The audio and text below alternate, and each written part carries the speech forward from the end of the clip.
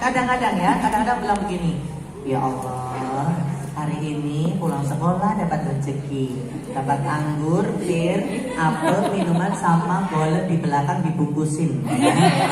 Kode. Itu juga cerita, ya. Kadang sama tetangganya kita juga cerita, ya kan? Bu, udah tahu belum? Kenapa?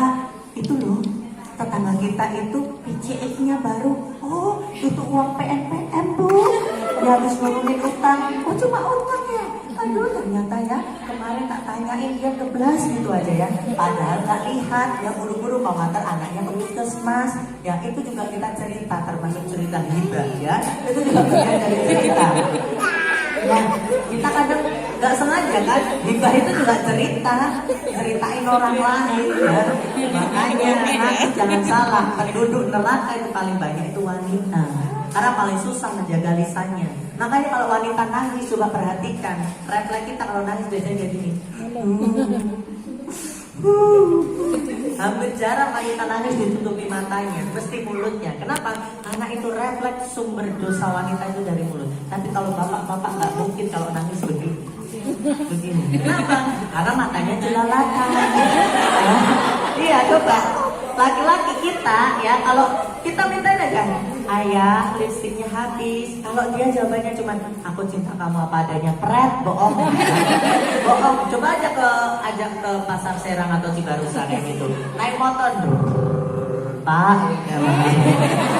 Itulah naluri laki-laki. Makanya laki-laki disuruh menundukkan pandangan ya karena itu. Makanya kalau laki-laki nangis itu biasanya begini, nggak mungkin nongkrong. Itu kalau wanita biasanya gini, susah kalau wanita begini ya, gitulah. Kadang wanita itu kalau nangis saja dipoto. Astagfirullahaladzim. Ya, update status. Cuma bawang yang bisa membuatku menangis. Iya, karena bawangnya utang tetangga. Ya, sama aja bikin aja. Makanya kalau saya belum bisa bercerita bohong, Anda itu lahir sudah sebagai pencerita. Mulai sekarang yakinkan bahwa saya bisa cerita.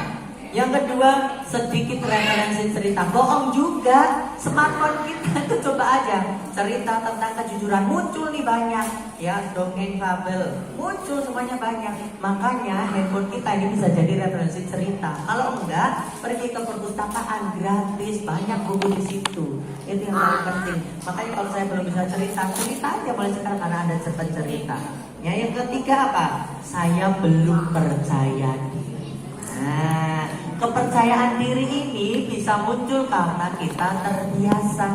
Anda dulu pernah nggak tiba-tiba langsung bisa naik motor? Enggak, pasti belajar, kadang jatuh dan lain sebagainya. Makanya kita akan bisa karena terbiasa. Makanya mulai sekarang harus rajin bercerita. Alasan lainnya apa? Sibuk, males, capek, dan lain-lain. Tak ada alasan. Mulai sekarang bercerita. Berapa lama? Nggak harus kayak Kak Damar. Cukup 5 menit saja, lebih dari cukup untuk anak-anak kita. Ya. Nah, dongeng itu apa? Dongeng itu beda dengan cerita atau sama? Biar kita tahu dan belajar. Oke, dongeng itu adalah cerita. Tapi kalau cerita belum tentu dongeng. Artinya cerita itu bisa fiksi ataupun non fiksi, bisa nyata ataupun tidak. Tapi kalau dongeng itu sudah pasti hayalan, imajinatif, rekaan atau fiksi, tidak nyata. Makanya dongeng itu adalah cerita rekayasa. Bukan dongeng itu terus cerita pakai bahasa Jawa, tidak.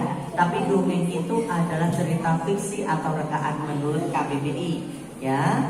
Nah, ibu-ibu, kalau kita susah nyari ini, coba ada yang ingat gak pertama kali kita bisa mengingat peristiwa apa?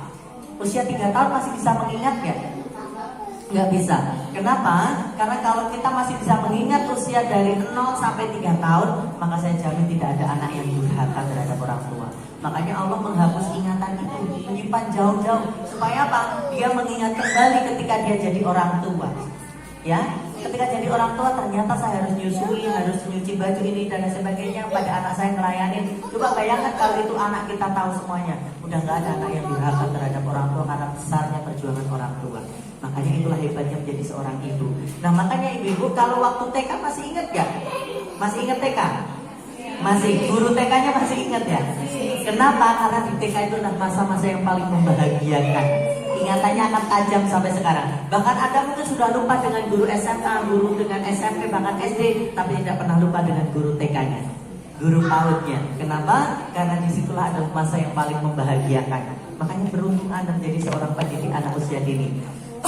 Oke, story of life. Kita coba lihat waktu kita TK dulu, kita diantar sama ayah saya, sama ibu kita. Oh, saya dulu takut, saya dulu nangis, terus gimana jadi berani. Nah, di situ kita bisa bikin story of life, cerita tentang kehidupan yang kita aransemen ulang menjadi cerita yang bisa kita berikan pada anak kita. Namanya adalah story of life, kisah kehidupan. Coba bayangkan dari kita TK sampai sekarang, saya jamin ribuan cerita yang bisa Anda bikin. Nah, makanya guru-guru di sini, Bu, bisa bikin buku cerita sebanyak ini. Cari cerita yang paling menyenangkan, kita bukukan dalam buku cerita, kita terbitkan. Gurunya punya karya, bisa kita jual jadi kewirausahaan di Darul Ilmi. Itu luar biasa loh, ya. Hanya dari kumpulan story of life yang kita aransemen ulang dengan sentuhan gaya bercerita. Yang kedua, cerita itu namanya short dumb story atau cerita nggak perlu panjang-panjang, 5 menit. Ibu 1 minggu harus berapa lama ngapalin cerita? 1. Kok 1? Gimana caranya? Padahal 1 hari harus cerita. Iya, caranya begini. Anak-anak, sebelum kita pulang, guru punya cerita yang sangat menyenangkan.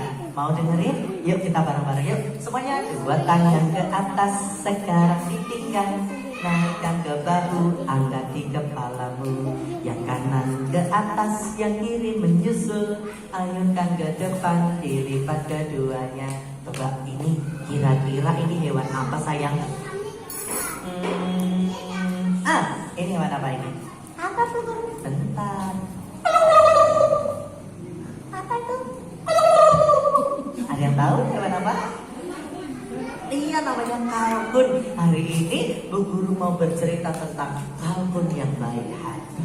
Di pagi hari yang cerah di kampung Kukun, terdengar suara popok ayam. Ayam jago membangunkan hewan-hewan, termasuk si kambing, termasuk si sapi, termasuk si kuda. Hari itu ada si burung kalkun, si ayam kalkun yang terbangun dari tidurnya. Wah, ayam, terima kasih sudah membangunkanku. Sama-sama, selamat beraktivitas. Iya, terima kasih. Kamu juga ya. Jangan lupa besok pagi juga bangunin lagi. Sudah jadi tugasku. Si burung kalkun segera berjalan. Dia berjalan ke sana kemari, dan ketika itu dia bertemu sahabatnya. Nah, sahabat itu bernama, teman-teman mau dilanjutkan? Mau besok berangkat ke sekolah dengan semangat yang rajin. Bu Guru akan lanjutkan ceritanya di besok. Diingat-ingat, si kalkun akan bertemu dengan siapa kira-kira namanya? Bu Guru sekarang. Besok sayangku ya. Nanti bilang sama ibu, Bu besok bangunin pagi, Bu Guru belum selesai ceritanya, biar aku semangat sekolahnya. Ceritanya bagus gitu ya. Yeay. Sampai rumah langsung. Bu, besok jangan terlambat dong nganterin aku. Besok Bu Guru mau lanjutin di pagi hari. Aku pokoknya harus sampai sekolah berdiri deh. Cuma 1 cerita untuk 1 minggu. Begitu masuk, Masya Allah anak-anakku, kok semuanya berangkatnya hari ini masuk jam 7:30, kok 6:30 udah berangkat? Kan Bu Guru baru berangkat tiketnya. Kan ceritanya belum selesai. Tapi kan nanti masih di kelas. Sekarang aja Bu Guru. Nanti ya. Yaudah, ternyata ketemu sama temennya. Temennya itu bernama Nadia. Biar penasaran anaknya masuk, diceritakan diceritakan, dilanjutkan ceritanya. Begitu sudah mau sampai ke apa, dipotong lagi buat besok. Pasti anak-anak gak ada yang absen selama 1 minggu. Kenapa? Karena udah saya coba di sekolahan saya. Yang sakit aja, anak saya itu susah, kita sakit disuruh di rumah. Katanya Pak Jamal lu nampung dongeng. Kasihan juga sih itu kan, anaknya semangat, tapi begitu sampai di sekolah malah sembuh dia, malah sehat dia. Ternyata apa? Kesehatan itu bisa kita sembuhkan dengan cara kita harus berbahagia. Nah, makanya orang tua di sini sebagai ustadz ustadzah di sekolahan kita harus kreatif membuat cerita. Meskipun menghafal 1, kita hafalkan di 1 minggu. Besok hafalkan lagi. Nggak harus semuanya, cukup kira-kira